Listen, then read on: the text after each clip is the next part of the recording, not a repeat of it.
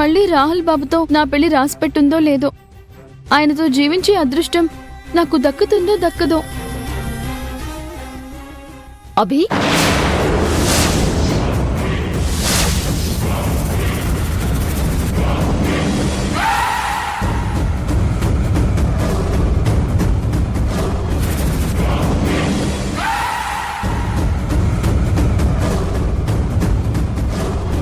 ఐరేంద్ర వచ్చినట్టుంది, నువ్వు వెళ్ళిపోమ్మా అభి.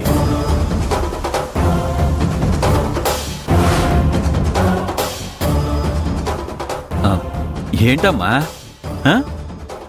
ఏం లేదు, అభి అన్న పిలుపు వినిపించింది. అభియా?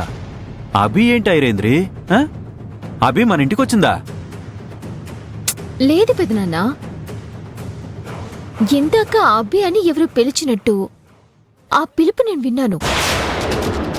ఎవరే ఉంటారా అని వెతుక్కుంటూ ఇలా వచ్చాను. ఏమైంది అంకుల్? అభి అంటున్నారు. అభి ఏమన్నా వచ్చిందా? హే, అభి ఏం రాలేదమ్మా. ఇదిగో ఐరేంద్రకి అభి అని ఎవరో పిలిచినట్టు అనిపించిందంట. నీకేమైనా అనిపించిందా నందనా? ఆహా లేదండి.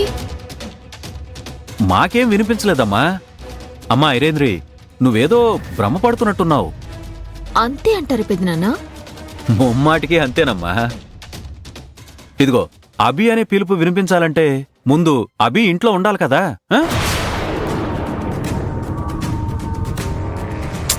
అదే నిజమే అనుకోండి, కానీ అమ్మా ఐరేంద్రి, ఇన్ని రోజులు ఈ ఇంట్లో అభి అభి అని పిలిచి ఆ పిలుపు మన చెవులకి అలవాటైపోయిందమ్మా.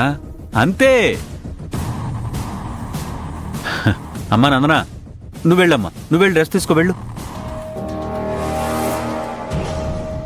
అమ్మా ఐరేంద్రి, అలాంటిది ఏమి లేదమ్మా, అంతా నీ భ్రమ, అంతే.